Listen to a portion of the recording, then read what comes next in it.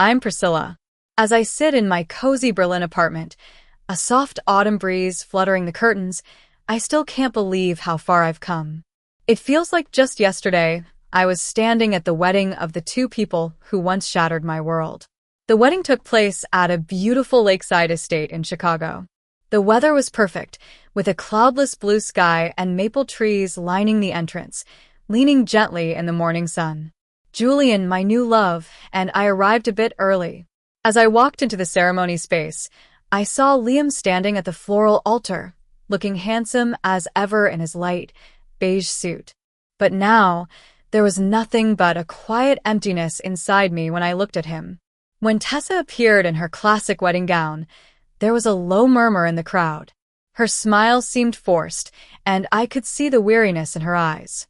As the ceremony went on, I didn't really listen to the vows. Memories of the past flashed through my mind like an old, silent film. After the ceremony, when it was our turn to offer our congratulations, I stepped forward and gave Tessa a small box with a delicate silver photo frame and a handwritten note wishing them peace. She thanked me, and then I turned to Liam. He looked at me as if searching for something in my eyes, but I gave him nothing. I told him I didn't come for him. I came for me. His face showed a hint of regret, but it was too late. This all started on a cold Friday evening in early November in my 6th floor apartment in Seattle. I was mindlessly scrolling through my phone after a long work week when a photo from my once best friend, Vivian, popped up on my screen. She was kissing Ethan, the man I thought was the love of my life, in the glow of a seaside sunset. The caption said, "The most beautiful things come when you least expect them. A new chapter begins." It felt like a punch to the gut. Ethan and I had broken up 9 months ago. He sat across from me at our usual coffee spot, looking somber, and said he needed time to find himself. I was a fool and tried to understand him, thinking he really needed space. But seeing that photo, I realized he just needed an escape to Vivian. I called Vivian, my hands shaking so badly that the phone screen blurred. She answered as if nothing had happened. When I asked when it started, she said about 3 months ago. I was heartbroken. All the dinners we had together, the nights she came to comfort me, it all seemed like a lie. After that, I fell into a deep depression. I took unpaid leave from work, cut off all contact with friends, and punished myself by skipping meals and staying in my apartment.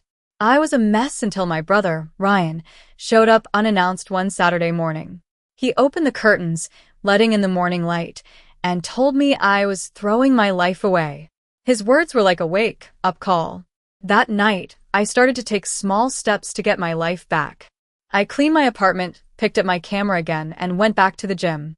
I also cleaned up my social media and started writing small notes to remind myself that my story wasn't over.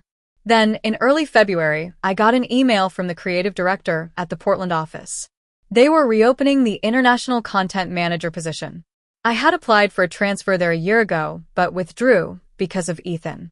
Now, I saw it as a chance for a new beginning. I accepted the offer, moved to Portland, and started a new job. One day, I received a wedding invitation from Vivian and Ethan. At first, I hesitated about whether to go. But I knew I needed to face them and show that I had moved on.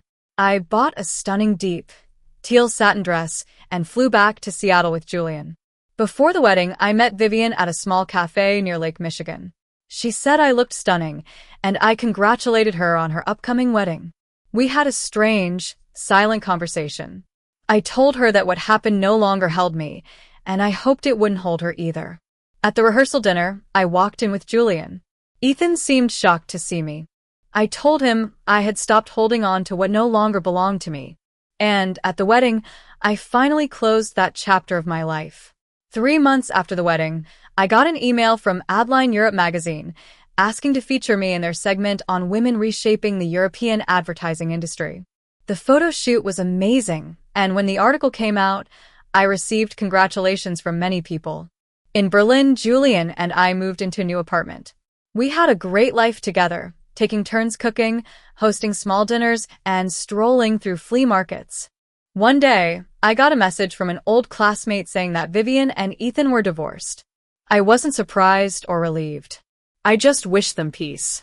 One evening, Julian gave me a gold key on a delicate chain, the key to a little house in Tuscany, the place I always dreamed of spending summers in. In that moment, I knew my life was no longer defined by the past. It was a new beginning, a story written by my own hand.